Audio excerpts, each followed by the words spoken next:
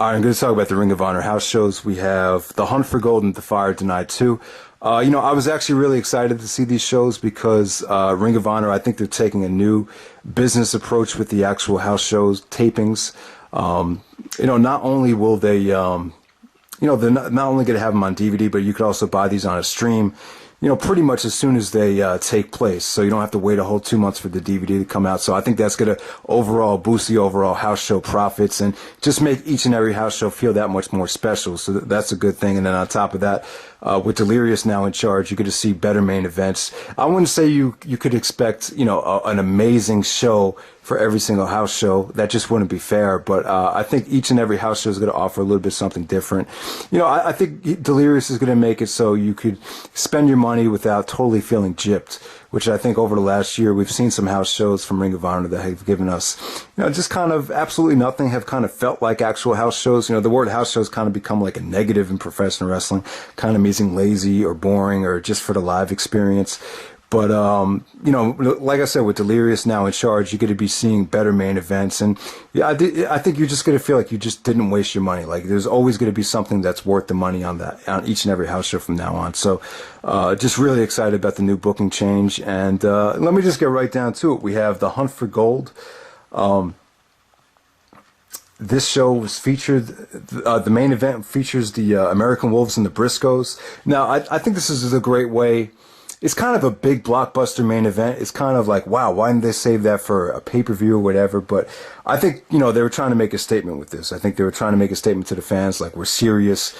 We're going to deliver great main events from now on. We're not going to waste your money. So, what better way to go with than the best two tag teams in Ring of Honor? The Wolves and the Briscoes have had, so many matches in the past. Obviously, it was going to be tough to live up to, some of their previous matches. I would say their best match ever up to this point was From the Ashes, the Phoenix show, maybe the Bluegrass Brawl. Those would be the two gems that the Briscoes and the Wolves have had so far. But, this, honestly, I would say this main event, even though it was good to great, even though it's like a 4-star main event, they both gave the live experience a great main event, even though I would say that's probably one of their weakest matches, to be honest with you. But, still great stuff.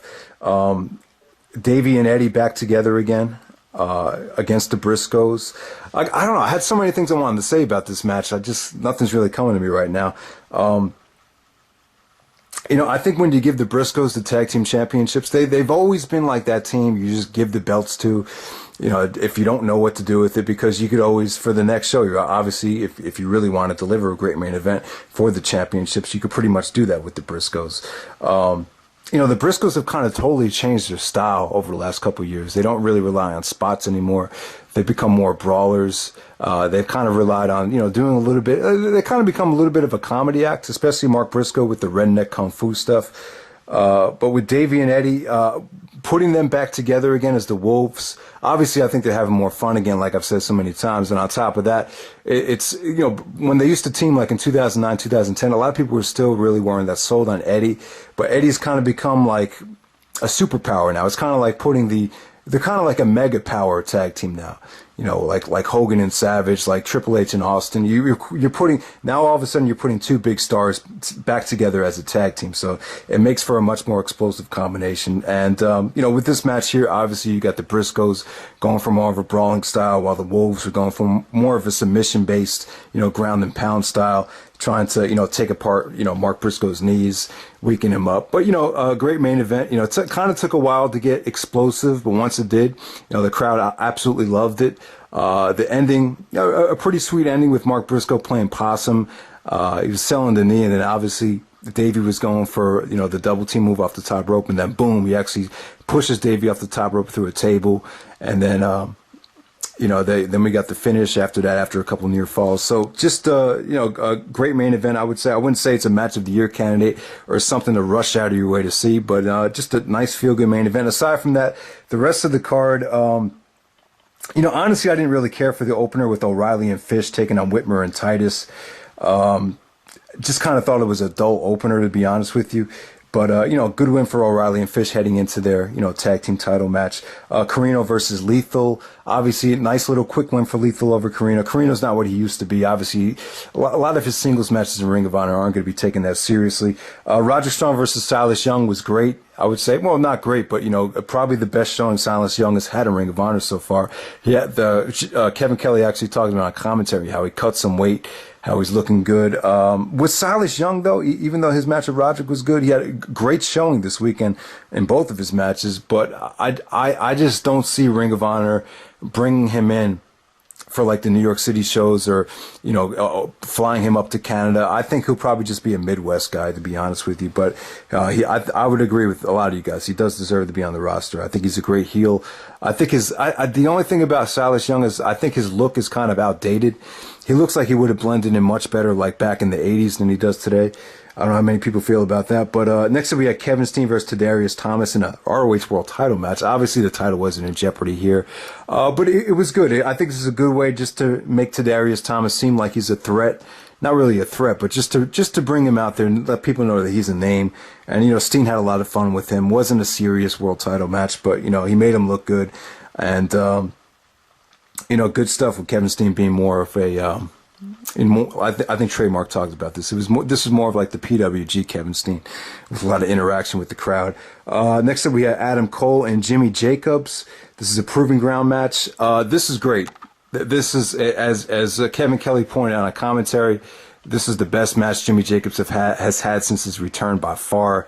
The thing about Jacobs and Cole is, I can see like a lot of similarities between, when Jacobs was starting out. He was kind of a lot like Adam Cole, so this was cool. There was some beautiful counters from the end time into Adam Cole doing not really the brain buster, but the brain buster on the knee that he does. Just a lot of beautiful counters to that, and the finish was awesome with the straightjacket German suplex. They just really worked a beautiful match here, just a lot better than I think a lot of people expected. I just didn't expect this to be much. So Elgin versus Rhino, two big oxes going at it there. Good solid stuff. They're in Rhino's hometown. I think he is from Dearborn, Michigan. So a good match there. And then, like I said, we have the American Wolves and the Briscoes in the main event. So you have the hunt for gold. I wouldn't say this is a spectacular show, but it's a very, very strong improvement from a lot of the house shows in recent memory. So definitely recommend it, but I wouldn't rush out of your way to see it though. So next up we have Defy or Deny 2. We started off the show with Adam Cole and Silas Young, who just tore it up, even though they didn't get much time at all. This is very, very solid. Both guys got standing ovations. Good stuff there. Bobby Fish versus Tadarius Thomas. I'll say this about Bobby Fish. I think he needs to be in the ring with someone that's great, and I think he's better off as in a tag team, to be honest with you. I think he needs other guys to kind of help him blend in, to shine with them. So the match with him and Bobby Fish and Tadarius Thomas was kind of lackluster, to be honest with you. Charlie Haas versus Rhett Titus. This went way too long. This was kind of funny because people were chanting Shelton's better and you're an angle when he did the angle slam to Charlie Haas. A lot of people were just getting under Haas's skin. So it was a pretty entertaining match from a crowd reaction standpoint.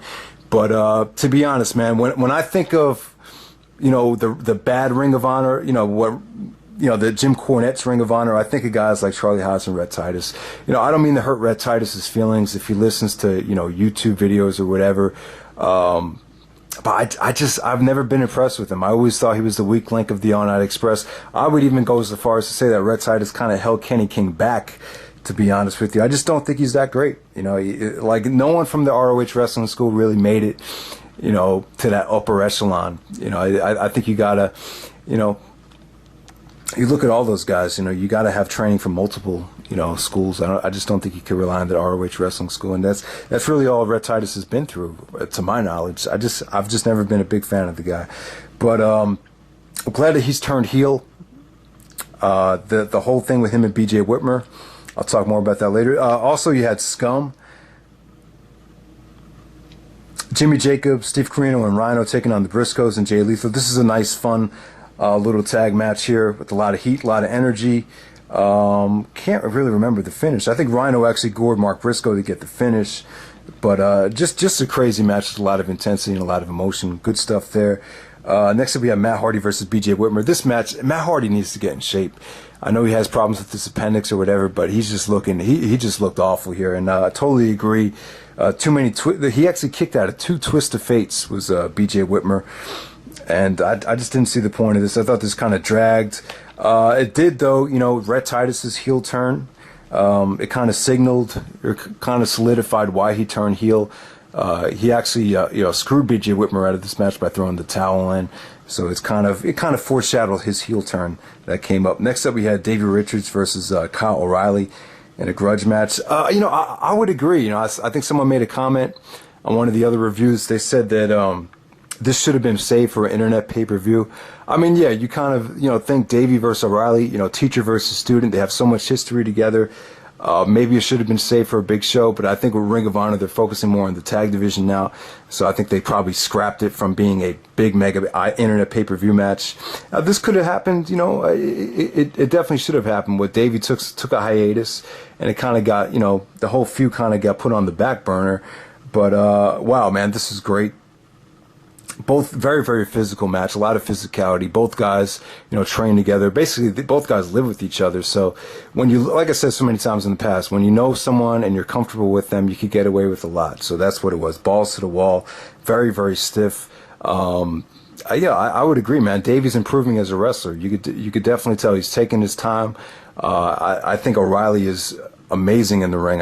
For as many people that don't like the character, he's an amazing worker, and just some of the sequences and the Regalplex sequence that O'Reilly hit was beautiful here. So just great stuff between both guys. Awesome singles match there. Next up in the main event, Kevin Steen, Michael Elgin, Eddie Edwards, Roderick Strong in the Defy or Deny match. This concept, I really don't know if it really works that well, being that every single Ring of Honor, main event and the ROH champion shouldn't really be taking any nights off. I just don't know if this really works in this era, where, if you beat all these guys and they go back down the bottom of the card, you don't have to face them.